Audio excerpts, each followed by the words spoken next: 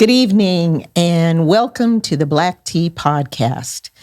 We are excited to be with you again for our third episode under our brand new direction of ULX Studios. My name is Deirdre Robinson, and I am pleased to see you yet again.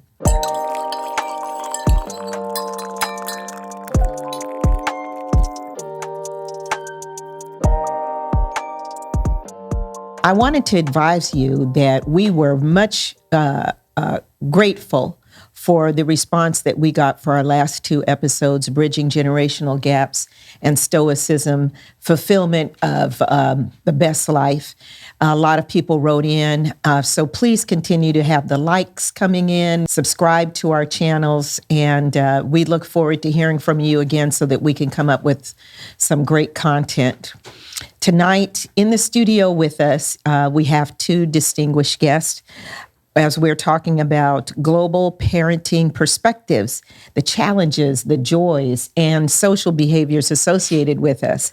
To my far right, I have Mary Rose Wells, and Mary is the mother of a son who's 12 and a daughter who is 16.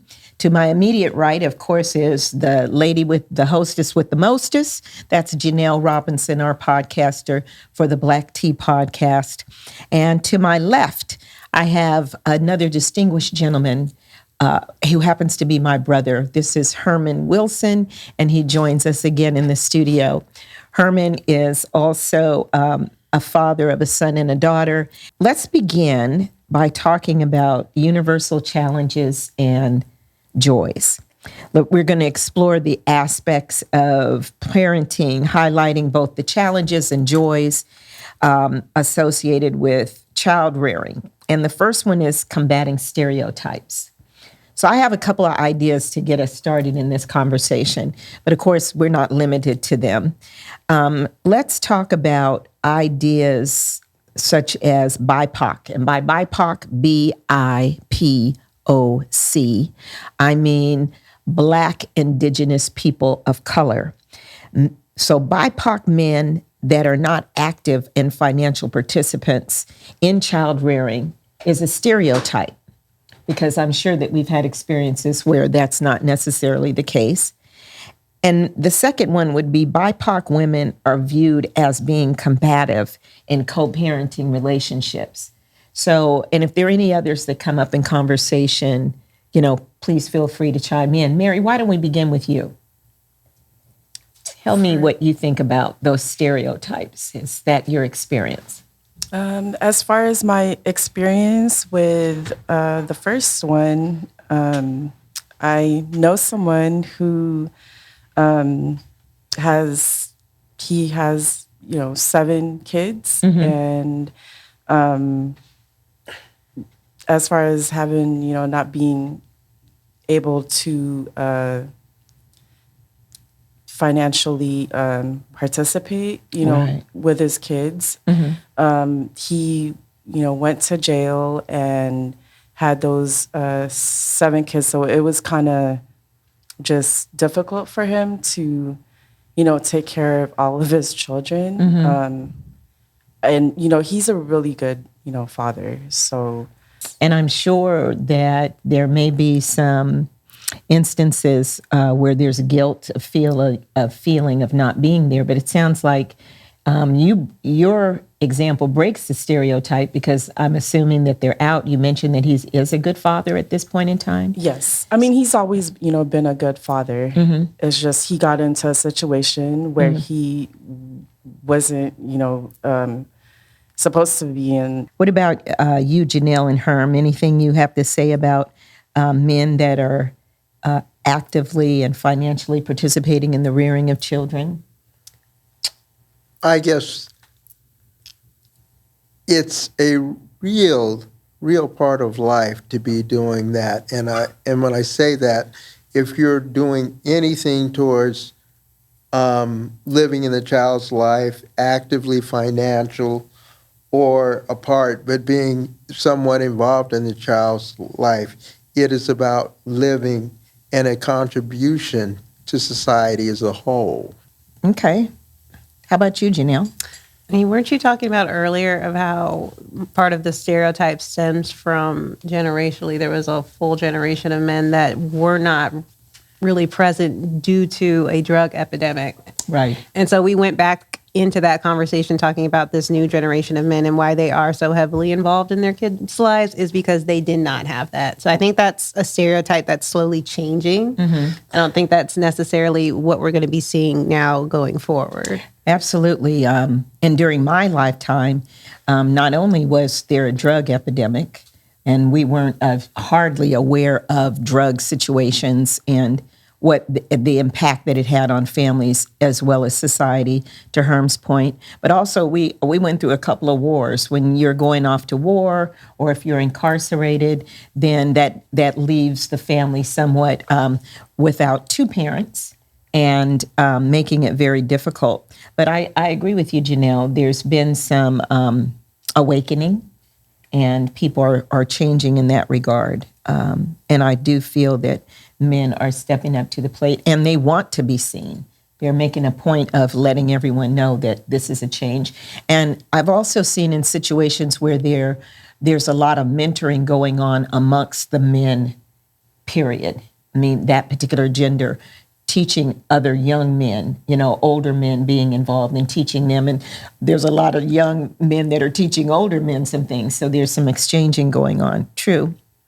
So here's the other point. And this one is one that I've heard quite a bit, is that BIPOC women have a tendency to be combative and aggressive and very difficult to deal with in co-parenting relationships. They don't let the fathers spend time with the children. They don't let all of those other kind of negative things. Does anybody want to address that? I just feel like being, combative, it just comes with, situations that they're in. I mean, I just feel like the women, feel like they have to take care of the, children most of the times, and the men, don't really do anything, I guess. But, stress, I believe, has a lot to do with it. So it's really not them being combative. It's more or less dealing with stressful situations. Yeah, it's a trauma response. Yeah. A trauma response. That's a good thing to think. That's a good response. Yeah. That's a true. Trauma response. Because trauma brings about the need, I know that I was a single parent from the time that my children were 2 and 4. And there was a lot going on with me mentally, physically, and emotionally. And I think I can recall some experiences in my career where the men that I reported to felt that I was just a little bit too bossy, too strict, too stern. And we had a conversation about it. I'll never forget it. My boss told me, he goes, "You take everything so seriously." I said, "I have to, because I'm spending X number of hours here, and then when I get home, I have X number of minutes, moments, and times to do things." And so right now, it's fulfilling, but maybe not as enjoyable, right, for me to be smiling about it, because I'm thinking about the next set of instructions. And I actually had a coworker that his wife was at home mowing the lawn and doing those things that he was like, "What, are you going to mow your lawn?" I said, "No, I'm not mowing my lawn. I'm going to get somebody to come and mow the lawn." So it was understanding each other, right? And I really didn't care if they felt that I was combative, because I was taking care of my household. Right. So let's talk about this, Herm. I want to get you involved in this. It's about dads raising girls. How must dads assist in the emotional, physical, and developmental stages that are required to raise a daughter? I think that's an excellent point. How much dads need to be there. Sometimes I think dads want to be there, but dads want to raise the daughter how they feel that the daughter should be raised, the best of their ability. And then it gets in that whole thing of the Freud where dad, things about how his mother was with him, you know, and it's that whole dynamic. A lot of times, I hate to say it, you know, but as men, somehow men, we only have one thing that we come in. We don't have so much of a support structure, and that could be because the male perspective is a dominant in society that seems to be accepted, and all of society caters around that. So they want to come in and just be, you know, be the male thing, and it should just cave to that. And when they say that they're going to do something, they're going to do that because they're playing the male role. Not necessarily are they taking into consideration the emotional role, that the nurturing role that's supportive, that is given from the mother, and especially since the mother has been that for 9 months prior to the child being born. And so all of that comes into context with it, I think. Do you feel that men are trying more to be more nurturing and, you know, maybe learning how to braid and comb hair and play dolls and put makeup on and doing all those things that girls do? And also the emotional, you're talking about nurturing, but also I would imagine that based on what you're saying about men in society, that it must be almost daunting sometimes to be in that situation where all of a sudden your little girl's doing something and you're going, what's this? You know, like there's no crying in baseball. Why are you crying? You know, that kind of thing. Well, yes, and that goes because of the one human thing that we as men don't like to get in touch with, and that's like being vulnerable and showing the vulnerability of being in a man's situation. And society and the culture that we live in does not, you know, embrace that for the male to be there. It just doesn't. All you have to do is look at a commercial on TV advertising where the male is. He's always going to be on top, and he's always going to come out of the winning hand. And it's just done that way. It's done that way because the product is going to sell, meaning that's what's going to be accepted in society, you know, and so in the role of it. And so a lot of times a man doesn't want to come up and say, I can't do this. A man will do what he needs to do to learn how to do it, you know, right, and be there and come to home and be supportive because he's a man and that's what they expect him to do.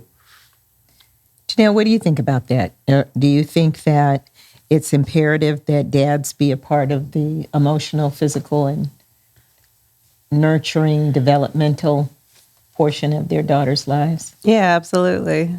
Yeah. And I didn't have that in the household. Well, I did, but I had it temporarily. Mm-hmm. And so the main father figure in my life would have probably been my grandfather or my uncle. But that bond that you have initially in the beginning, I think is super important. Mm-hmm. And then also, I mean, me and my sister, we look back on some of our previous relationships, and I think you do stem kind of to pick out men that remind you of your father. Got it. Mm-hmm. So, yes, Uncle Herm, that's true. You do. I mean, whether you're aware of it or not, there's still pockets that do show up. Mm-hmm. So I think it is important for you to have that influence at a very early age. And it has to be consistent, too. Around the children. Mm-hmm. Herm, is that easy to do? If we were, is that easy for a dad to do, to find common ground in co-parenting situations especially when maybe the separation of mother and father wasn't on the best of terms? Well, I'm going to be really honest with this, okay. You know, and I may say now, something. We've been very careful. Mary's been very careful not to mention who the people were. No. Just that we have friends. We got a lot of friends. You're asking me the question. I know, I'm just kidding her. No, okay, I'm just kidding. Just okay. No, I'm going to be honest. It really, a lot of this, I think it's on the individuals. A father has to be in touch with himself before he can get in touch with somebody else. As same for the female mother. They have to really be in touch with themselves, know what pushes their boundaries, know when they're slipping into the arguments of the parents and what they've experienced. Know about that, and that they're going to be bringing that into the relationship, and know where those borders are, because a lot of times people don't, and it just stuff just gets flying, and some people just pull back and pull away, and they'll say, well, I can't go there again with him, or I can't go there again with her. But that's the real important thing that they have to do, is do their work on themselves.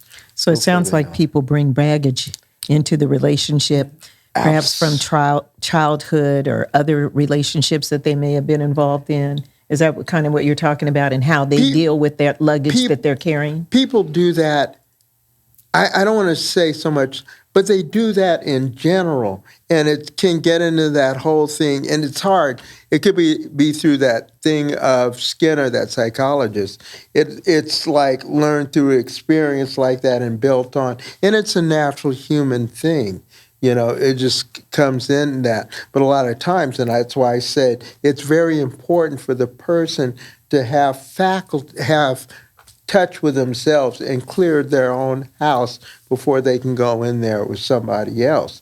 And a lot of times that's not done, and it's not anybody's fault, but it's in society in general, we just don't have that debriefing before we go into something.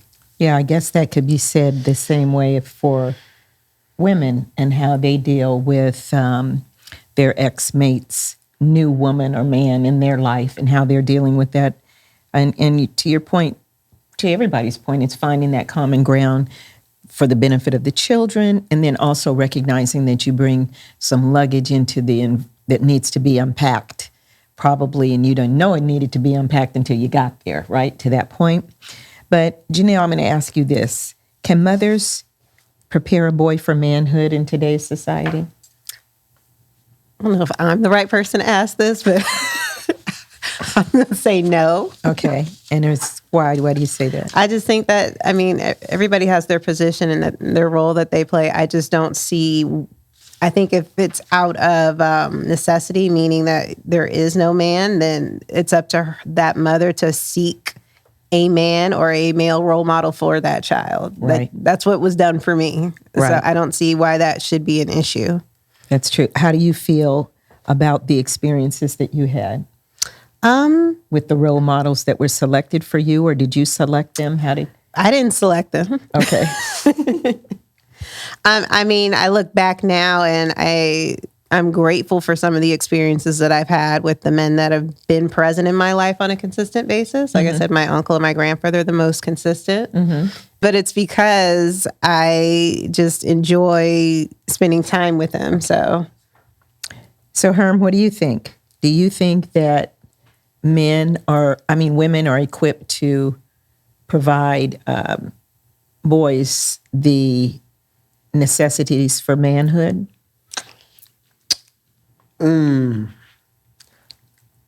I want to say, and I'm going to ask this, the mother will find those necessities real quick because the young man or the boy will let her know what needs to happen in it, because she's not going to put up with that nonsense for a long time.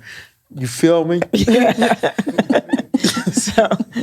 So in other words, it does become a necessity if there isn't a role model available that she learned quick to adapt to the needs. I'm going to tell you just like this. Okay, here and it I comes. know there have been situations when I was growing up, I have buddies used to run stuff, and they do what they want because they was like that. Their moms would want to put up with it. The next thing you know, Uncle Freddie coming over to the house, he said, Uncle Freddie, he need his ass whooped. That's real. And Uncle Freddie will go ahead and we'll get that. And Mama always say to him, don't let Uncle Freddie have to come over here because you know what's going to happen. Okay. And I can't deal with Uncle Freddie, so you on your own, Junior. Yeah, that's right. That's right. I had that too. You remember when remember my senior year of high school and you felt like I wasn't doing what I was supposed to do to prepare for like college? And what happened? You went to Papa. You went to your dad. Oh. You need to talk to her. I don't think I said it Yes, like you that. did. I overheard. What did I say? He's like, she's not doing what she's supposed to do. You need to go and talk to her. And what happened? He went to talk to me. I'm like, God. And So what's going on? is that what he said? Yeah. Okay. But it does. I mean, I think sometimes you do need that. You need an outside. It's nice to have an impartial person too, because then the child, I think, responds a little bit more. And the deeper the voice, the bass in the voice. Oh, yeah. I said, they put that little bass. Because there are times that I've talked to people, especially young Milton boys. I said, you need to take some of that bass out your voice when you're talking to me, right? But the voice gives a sense of authority, right? How about in your household, Mary? What do you think? That's true. Yeah. Because my husband does have a deep voice, and my son, Listen, He responds. Yeah. he fears that. So, yeah, I believe that, the fathers really need to be in kids' lives. So I'm wondering about this. So we have a situation of disciplining, right? We need to be able to discipline with love. We need to navigate misunderstandings, and we need to make corrections where corrections are needed. And I don't know about everybody else, but sometimes that, for me, there's some guilt that comes along with that. Because usually I'm saying it at the top of my lungs, right? When I'm trying to make this correction, like, what are you doing and why are you doing this? And so how should we handle that? What are the best efforts, and how do we deal with the guilt aspect of it? I think you need to take the guilt out of it, Okay. because guilt itself is shame, and you have nothing to be ashamed about learning and growing and taking on that responsibility and experience. Guilt is something that has to go. I mean, I kind of get it, but I think for me, it's this. I think if I recognized that my children were in a situation where they could easily be harmed, or it was extreme danger, like running out in the street, right? This never happened to me, but let's say your kid just runs out in the street. And when they do that, you're screaming, come back, get here. Why did you do that? And of course, you've scared the kid half to death. They don't know why. You're yelling. And then that's where the guilt comes in. Oh my God, okay, you're okay. Yes, so mom was concerned that you were going to get hit by a car.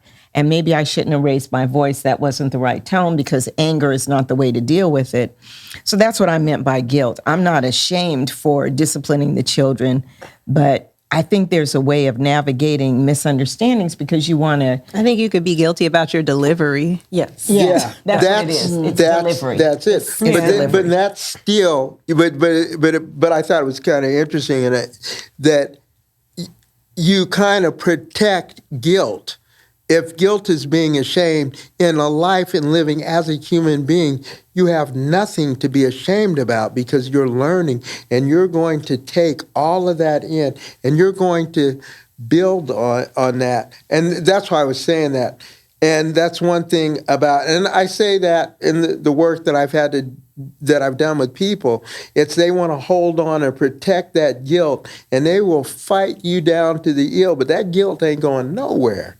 But that guilt is what stops them from living their best life.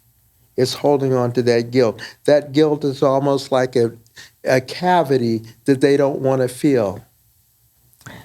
So who wants to okay?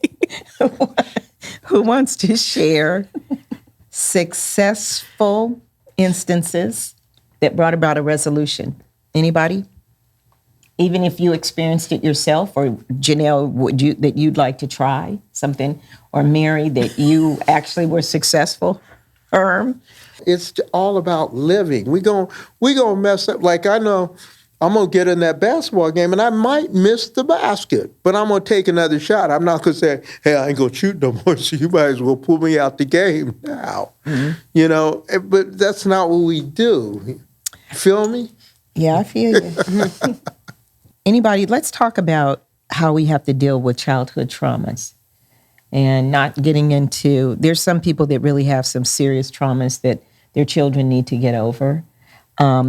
Or we need to convert, or is it possible to convert or assist the children with their traumas or convert them into positive aspects of the journey of life? For my kids, I don't really remember, anything, like traumatic as far as, the further, I guess, only thing I can remember was my son. He doesn't like it when other kids are being bullied.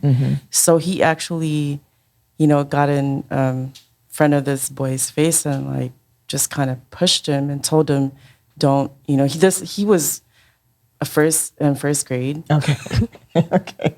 He was in first grade. He was trying to protect his friend, but I kind of got upset. I was like, don't hit other boys. But when I thought about it, I'm like, man, he's just trying to. He's a hero. Yeah. He's a hero. Yeah. I But think my daughter, if someone makes fun of her, she's gonna just make fun of them back. Like she doesn't, nobody can really hurt her feelings like that because she knows how to deal with get it. back at people. So I remember one of my experiences that I had with my children was that they were going to kindercare. And that was, I was working, I'm a single mom. And kindercare was a great place for them to go. And I used to it was very difficult or challenging to be able to find dolls at the time who looked like my children. So we live in Northern California. I would go to Richmond to their Toys R Us because if you went there were always BIPOC dolls that I can find that look like my kids. Well, one day I came home and their dolls used to sit on a shelf, and I had two girls, so you had to have two of everything, right? Each of them had a doll, but all the Blacc dolls were all off the shelf, and I didn't know where they were. And I was like, well, what in the world? Because it's an obvious, you notice that walking in the room. Anyway, it came to find out that at daycare, a little boy had made an unkind remark to my oldest daughter, Ashley, about how she was ugly because her skin was brown. And so she took her dolls and hid them, put these clothes all on top of them in the closet. So first of all, I knew that it was time to have this conversation about how beautiful she is, and Blacc is beautiful. And then I went to kindercare. And I said, the way I'd like to handle this is that we need to have a conversation with all of the parents and the children, because this child just had never been around Black kids or had heard something negative too. So that child also had trauma, the one that was mean to her. And I ended up talking with them. I said, maybe we should have like a potluck where everybody brings their favorite dish in, and we start with that. Why is that your favorite dish? Because everybody has a favorite dish. So, and everybody's food can be good, and everybody can be beautiful, and we can get those dolls back in the closet. So part of it worked for a period of time, and then I recognized that it was traumatizing for her to remain in that environment with that had happened. So then it was time to pull her out of that situation. It was a great school, which was why she was put there. And that was the joyous aspect of trying to give her the best life. But it ended up being a very negative trauma for her. And now I would think that of all my children, she's the one that I refer to as Sister Soldier, because she is down for the cause. She is about her expression of who she is, what she does, what her beliefs are all about her BIPOC experience. And she expresses that in everything she does. So let's go into one other aspect of this. Let's talk about navigating stereotypes. So what do we do about educating our children on financial literacy? How do we prepare them to be in the right place, in the right time, and prepare for retirement, or even maybe having their aging parents come to live with them? I'm just kidding. You better teach them to get a life insurance policy. Okay, that's part of it. And teach them about credit. Teach them about credit. Yes. Those are things that I wasn't taught in school. Did anybody else get too. taught? No. No, they We weren't taught anything about finances, school, Not at all. our parents. My parents didn't teach Nope. me anything. Mine didn't I either. had to learn. Mine didn't either. I remember my kids, they would ask me for something. I'd go, oh, no, we can't do that because you need this or, you need that. And I got to use the money for this. And they said, go to the ATM. I was like, okay, wait a minute. Let me stop here because you think that the money just pull it out. You just go to the ATM. The money comes out. Now you can go get it. Yeah. So that was their logic. But you're right. Financial, that was something that we shared together. I shared it as I went through learning Mount. We became agents, became a family business, and it was because I didn't know that much about it. So once I learned, I said, this is a good opportunity for you all to know about it and perhaps use that for another stream of income, right? But it wasn't like we learned. I think even when Janelle got ready to go to college, they would work in the summertime and I would have them keep their checks. Don't cash it. If you need money, you can come to me. I'm going to give you money, but don't cash it. So when she gets ready to go to school, I give them, she's going to college, here are all your checks. So you got a nice sum of money. Mom's going to take care of the education. You take care of the fun stuff, right? So then I said, so put it in your checking account and da-da-da-da-da. And Janelle said, Mom, yeah, I don't know what a checking account is. And I was like, oh my God, I forgot. Boot camp. You're in boot camp now. We're going to go open the account. But of course, you know who took her? Her grandfather. He took her. He said, no, I'll take her because, I was like, great. So that he could watch her money and help her to be able. So it even stepped up a generation. I didn't get that benefit. My dad didn't take me to open up a checking account, but he did take his granddaughter to open up a checking account, right? I want to talk about balancing tradition and modern values. And because we all came from some family traditions that we've had, right?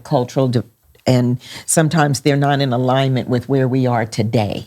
Mary and I had a conversation before we started the broadcast about, we both identified that we had family that was from the South, right? And here we are out here in California, and I know sometimes my family members think we live in the wild side, or people that I met on the East Coast think that we see Hollywood celebrities every day, and they think that we rock and roll every day with earthquakes and what that might be like. So I'm just wondering, how do we discuss these strategies so that we can maintain a sense of culture? Because you were sharing with me how you wanted your children to be able to speak Tagalog, right? Yes. And bringing that into so that they feel comfortable in doing it and being proud of their heritage. And share that with us. So I've been wanting to have my kids, speak the language, but like I told you, I'm not fluent in the language anymore. So I do ask my my mom to do it, for me, but she just feels like it's going to be confusing for them. I'm like, no, it's not going to be confusing. It's better for them to know two languages. It's important, for finding, jobs that require, being bilingual. Absolutely. You get paid more money sometimes to be bilingual. Yep. Right? Matter of fact, and Tagalog is one of the languages that you... And Spanish. And Spanish is one. Yeah. And there's so many more that I've seen, that come along because the U.S. is a melting pot. And people that come to work for the federal government or the state government, there's a list of languages if you need assistance or guidance. So you're right. But maintaining the sense of culture. Sometimes I've seen... how would we deal with legislation and civil rights? That's kind of a burning, maybe it's just burning my soul when it comes to this. How do we teach our children to have an interest in voting, civil rights, the way to do it, so that they are prepared when they enter adulthood, and then also will then pass that same lesson on to their children and their children's children. You guys are looking at me. Well, I'm just wondering, did you have any? Well, I think you should have your kids kind of participate in city council meetings at an earlier age. That's good. You have a friend that did that. I have a friend that did that. Yeah. We And used got to her do that kids in high involved. school. Yeah. Like we would have city council meetings every Friday. Mm-hmm. Yeah, we would go down to city council and just listen. Very good. Just try to get involved. And your friend, tell him about, you don't have to speak her name unless you feel comfortable, but tell him Well, no, I'm not. I mean, I don't know what the actual subject was about, but I know she has girls that she took down to city council. They wanted to make a statement about a subject matter that they felt was an issue for them, and she allowed them to do so. But I think that kind of empowers them and also gets them engaged in politics at a little bit of an earlier age in a way where they could identify with it. So, like, I wish I probably would have had a little bit more of that. Yeah, I'm sorry. I missed the mark on okay. that one. I missed the mark on It's that okay. one. And how do you teach them to also have respect for those that are different? In other words, you have different cultures. I shared the kinder care example where I said the best way to do this is to have a melting pot. I've actually taught courses in careers that I've had where we talked about how do we bridge that gap so that you can understand all of us have cultures, all of us have a way of celebrating holidays, all of us have people that maybe came over not speaking English was not the first language taught, but the second generation taught. I mean, there's so many different things where you can bring that up, Maybe we're the first family, part of our family that lived on the West Coast and not the East Coast, whatever it is. How do we bridge those gaps and provide understanding for our children Well, so that I think they you have have to lead respect? by example if you're going to be the parent. Oh, good. But you remember when we were in elementary school and they told us that we had to bring in a food dish Oh, from where our family originated okay, yes, from, yes, and we don't know. right. That was a biggie. So we lived down in Southern California, Orange County to be exact. And the teacher's asking Janelle. So Janelle comes home and that's her assignment, So if you were German, you brought in a German dish. If you were French, you brought in a French dish. She goes, what are we? And they had to produce a flag of the country. And she wanted to know what we are. Oh, we're American, but it's not, it's before America. So everybody had to bring. And so I said, we don't know. So you need to create your own flag. And we will create a dish that you want to bring in, and that will be how we will deal with it. But I know that when we went to this school, the elementary school that they went to, again, I'm looking for the best school in the best neighborhood and the best, that's what I thought about. That's my mentality. Is it going to be safe for them to go to school? They get the best education. But out of 2,200 students, there were 20 BIPOC, Black, Indigenous people of color at the school. And my girls were the first 2 girls to come. And what happened was, I remember being in Albertson's grocery store, and a little boy was like, look, there they are. And I'm thinking, I'm looking behind him to see who he's talking about. He's talking about us because they had not seen little Black girls before. That wasn't the best position for them to be in because we were always engaging in cultural exchanges and lessons of life for both my children and for the staff at the school. But that's a that still happens. Mm-hmm. So what I did was, it wasn't your class. It was actually, I dealt with her teacher. But her teacher tried. So what she did was, the next time there was a project and they were bringing in magazines, she brought in pictures of Brandy. I guess she only knew that Brandy was the only Black person that she knew about. So she said, for your project, here's your magazines. So she was trying to make this inclusive gesture. And I think Janelle appreciated that as opposed to, getting, I don't even know who was out back then, but anyway, the others. But I do remember going to school where that same little boy that pointed us out in the grocery store, he was bothering my kids, bothering Ashley in school. So I just showed up in the classroom. And that day they sat in group desks of 4. I sat in the desk that was empty. I did not ask to be announced. And it was obvious whose mother I was. So the little boy was sitting next to me and they're drawing something. And he said, I need the blue crayon. And I said, oh, let me give it to him. Here's the blue crayon. And then, oh, I need this crayon. And I was like, oh, let me give that to you. Thank you. So I told the little boy, I said, Ashley was telling me how nice you've been to her. That as the new girl in school, you've made her feel so welcomed. And I just so appreciate that. Wait, he needs the red one. You guys, are you done with the red one? That he had a different experience with us because I didn't know what he was getting at home. And I don't know if it made a difference. It made a difference for me. It made a difference for Ashley because she knew somebody always had her back. But it just so happens the day that I went in there was a substitute teacher and she didn't show up the next day because the next day I went right back to the classroom.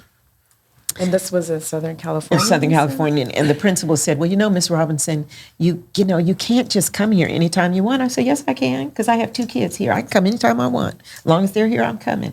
Well, you need to come to the office first. Now, why would I warn you? I'm telling you now I'm coming. So I'm going to come when I need to come because I needed to let my kids know that I was going to have their back, right? All right. So here's how we're going to end this. Let's talk about tools and strategies that we can use in order to empower our children to become confident, compassionate, and socially aware individuals. I think the best thing to do is go to the children and ask them, and they'll let you know. Mm-hmm. Sometimes I think it's, for me, it was going to the children, but taking it on their level. Like my kids, they would say, well, we're going to race. And I go, I'm going to beat you. And they go, no, she can't run. Then I showed them I could run, right? Then they would be like, oh, she can. Or if they wanted to be silly, I was silly with them. Or I think one other thing that I used to do on Fridays, I would ask them, whatever you want for dinner is what we're going to get. And they would choose. And then sometimes I would say, well, we're not going to sit at the table. We're going to have a picnic on the floor in the living room. Just something different, right? So, and I felt that it allowed them to be able to make the decisions and they could be confident in the decisions that they made. Well, I appreciated the fact that you put us in Girl Scouts. Oh, yeah, Girl Scouts. Well, no, I mean, just in general, like it taught us actual leadership skills and we could sell. Mm-hmm. Like we ran, like now you don't understand. It was like a business. Like no, we were on the phone. We went door to door. We were in front of Albertsons. Yeah. Like we sold cookies. Like it was our own personal business. So that's a good example. That was fun. So you guys stopped. I am too. I was kind of glad. Well, why don't we go ahead and I really appreciate the dialogue that we had today and your participation. I thank you for that. We appreciate our audience. We appreciate your always liking and giving us advice, supporting the Blacc Tea. Be on the lookout for other episodes that will be coming and also that new website, which will be featuring, we have some new partnerships that we're going to be exploring with you and sharing with you. And then we have our own collection line of items. Anybody else want to say anything to sign off? I just want to say thanks for having me. Thanks for being here too. We enjoyed you, Mary. Thank you for your participation. Herm, thanks so much for coming again. Thank you for having me. Much gratitude. Appreciate you for coming. And with that, we'll see you next time.